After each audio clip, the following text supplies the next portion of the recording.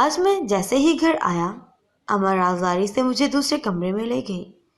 یہ اختیار برتنا میری سمجھ میں نہیں آیا، ورنہ تو وہ سعدیہ کے ہوتے ہی اسے بھی سنا دیتی اور مجھ سے بھی جو بھی کہنا ہوتا کہہ دیتی، مگر آج ان کا انداز ایسا تھا جیسے وہ کچھ چھپانا چاہ رہی ہوں۔ میں نے کہا کیا بات ہے؟ تب سرگوشی کے انداز میں بولی، بیٹے میں نے تمہیں کچھ دنوں سے ایک بات بتانا تھی لیکن بتا نہیں پائی۔ پہلے مجھے لگا کہ میں وہم کر رہی ہوں، مگر اب یہ بات کچھ بڑھتی جا رہی ہے۔ اماں پہیلیاں نہ بجھوائیں، بتائیں تو کیا بات ہے؟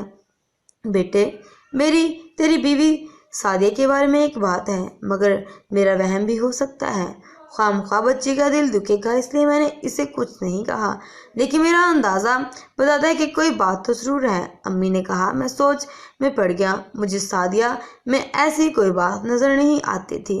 اماں پھر ایسا کیوں کہہ رہی تھی؟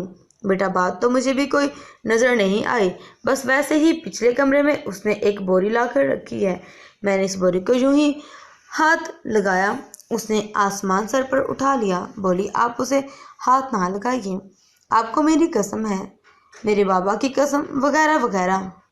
اب تم ہی بتاؤ اس بوری میں ایسا کیا تھا کہ سعدیہ نے مجھے اسے ہاتھ لگانے سے منع کر دیا؟ اماں کی بات سن کر میں ہنس پڑا۔ ارے اماں آپ یہ کیسی باتیں کرتی ہیں، چلے آئے میں آپ کا شک دور کروا دیتا ہوں، میں نے اماں سے کہا اور سعدیہ کو آواز دی۔ سعدیہ آئی تو کافی گھبرائی ہوئی لگ رہی تھی۔ سعدیہ اماں تم سے کچھ پوچھنا چاہتی ہیں۔ میرے منہ سے یہ لفظ نکلا ہی تھا کہ اماں نے مجھے اس قدر زور سے کہنی ماری کہ میں اگلی بات نہیں کر سکا۔ وہ کسی صورت نہیں چاہتی تھی کہ میں سعدیہ سے یہ بات کروں، لہٰذا چپ رہا۔ اگلے دن تک میں اس بات کو بھول بھال گیا تھا، مگر پھر اماں مجھ سے کہنے لگی کہ تم سے کہو کچھ دن میکے چلی جائے، اسے خود ہی گھمانے پھرانے لے جاؤ، میں اپنا شک دور کرنے کے لیے اس کی غیر موجودگی میں اسے تھیلے کی تلاشی لے لوں گی۔ بتانا چلوں کہ سعدیہ ایک انتہائی امیر و کبیر خاندان سے تعلق رکھتی تھی، وہ ہمارے رشتہ داروں میں سے ہی تھی، مگر ہماری رشتہ داری دور پار کی تھی، یعنی ہم خاندانی طور پر ایک دوسرے سے ہم پناہ تھے، ایک دوسرے کو جانتے بھی تھے۔ سعدیہ کے والدین بچپن میں ہی وفات پا چکے تھے، اس کے رخصت کرنے والے صرف اس کے بھائی اور اس کی بھابیاں تھیں۔ رخصت کرنے سے پہلے ان دونوں لوگوں نے سعدیہ کے بارے میں کچھ بتایا تاکہ اس کے پہلے بھی خلا ہو چکی ہے۔ مجھے اس بات سے کوئی فرق نہیں پڑتا تھا کیونکہ سعدیہ یہ پہلی ہی نظر میں مجھے پسند آئی تھی۔ میں سعدیہ کی عزت اس قدر کرتا تھا کہ کبھی اس کے سامنے اس کی پچھلی شادی یا خلا کا ذکر نہیں کرتا تھا۔ اس کے بھائیوں نے مجھے اتنا ہی کہا، سعدیہ یہ صرف ایک دن اپنے سسرال میں رہی تھی اور اگلے دن واپس آ گئی تھی۔ ہم لوگوں نے خاندانی وجوہات کی بنا پر ان لوگوں سے طلاق لے لی تھی اور اس لیے ہوا کہ وہ لوگ خاندانی طور پر ہمارے پناہ میں تھے، ہم ان سے جان چھڑانا چاہتے تھے۔ ان کی اصلیت کا ہمیں بعد میں معلوم ہوا تھا، اس لیے سعدیہ کو خلا لینا پڑی، مگر اس کے باوجود بھی سعدیہ کا رعب ایسا تھا کہ ہم کچھ بول نہ سکتے تھے۔ سعدیہ کی امارات کا رعب خود ہمارے رشتہ داروں تک ہی نہیں بلکہ سب پر تھا، سو ہم بہت احتیاط سے بات کرتے تھے۔ سعدیہ کے ناراض ہونے کا امکان ہوتا تو گھر میں اس چیز کا ذکر بھی نہ ہوتا۔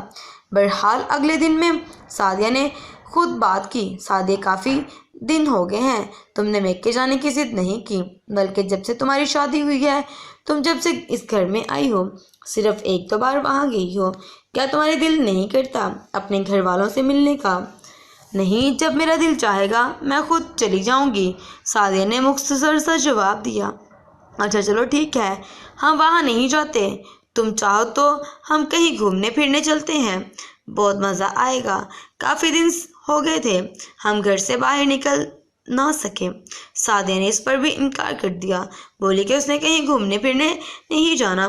اب تو مجھے شک ہونے لگا، آخر سعدیہ گھر والے سے کیا چھپا رہی ہے اور وہ اپنے گھر کیوں نہیں جانا چاہتی؟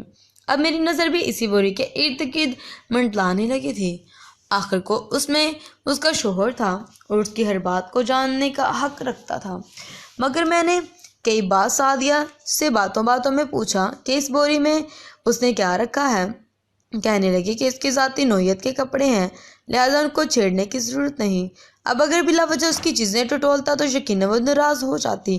خیر اگلے دن میں نے سعدیہ سے کہہ کر بوری کمرے سے باہر رکھوا دی، جس پر سعدیہ بہت ناراض ہوئی۔ میں نے کہا بھائی اگر تم نے کپڑے رکھنے ہیں تو الماری میں رکھو، بوری میں رکھنے والا رواج پرانا ہو چکا ہے۔ پھر بھی تمہیں اتنی بڑی بوری پسند ہے، میں تو حیران ہوں۔ تو کمرے سے باہر رکھ دو، میری